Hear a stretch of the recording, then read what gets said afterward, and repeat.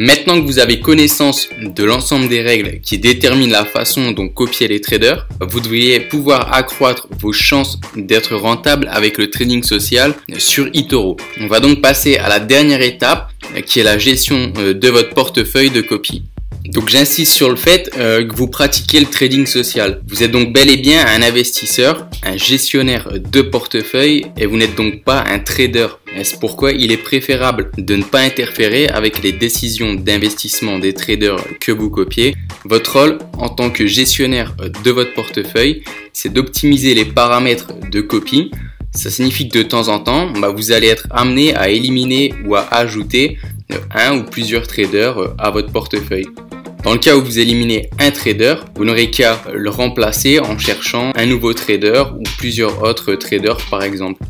Vous pouvez aussi vous contenter des traders que vous copiez déjà si vous jugez qu'ils sont suffisamment nombreux pour votre portefeuille.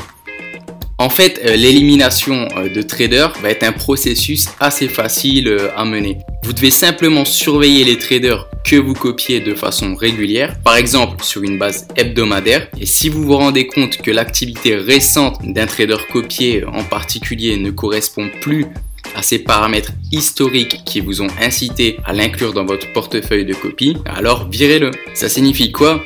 Eh bien que ce trader ne respecte plus de money management par exemple, ou qu'il a explosé son drawdown, ou encore que son indicateur de risque attribué par eToro qui évoluait entre 3 et 5 ou 3 et 6 est passé à 7 ou 8 par exemple. Donc dans le but de la réalisation de ces vidéos sur le trading social, j'ai décidé de copier quelques traders pour de la simulation et il y en a un parmi eux que l'on pourrait songer à arrêter de copier. Donc ce trader c'est Eddie B123. Si on se rend sur son profil, on constate plusieurs choses. Par exemple, c'est un trader relativement bon qu'on aurait pu copier depuis des mois. Il a réalisé une performance de 199% en 2017 pour l'instant et les 8 premiers mois de l'année il a généré que des mois en profit. Ce mois-ci en septembre il commence à perdre de l'argent, donc on en est à presque moins 12% sur ce seul mois. Autrement dit, si ce chiffre vient à se confirmer à la fin du mois, eh bien on constate qu'il s'agirait de son pire mois d'activité sur eToro lors de ces 2 dernières années.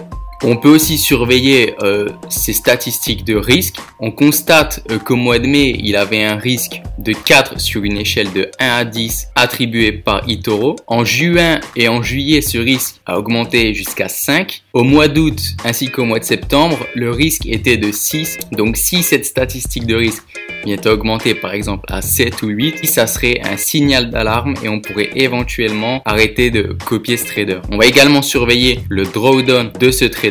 S'il atteint par exemple moins 15% sur une base hebdomadaire, qui est l'un de nos critères de sélection des traders à copier, eh bien on pourrait aussi arrêter la copie de ce trader. Pour arrêter de copier un trader, c'est très simple, il suffit de se rendre dans le portefeuille, puis de cliquer sur le petit logo paramètres, puis arrêter la copie.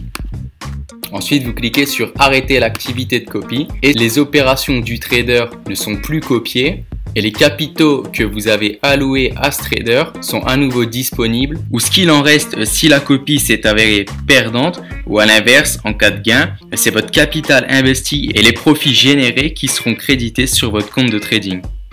Notez que si vous venez d'arrêter la copie d'un trader durant le week-end, par exemple le samedi ou le dimanche, certains trades seront en attente de clôture notamment.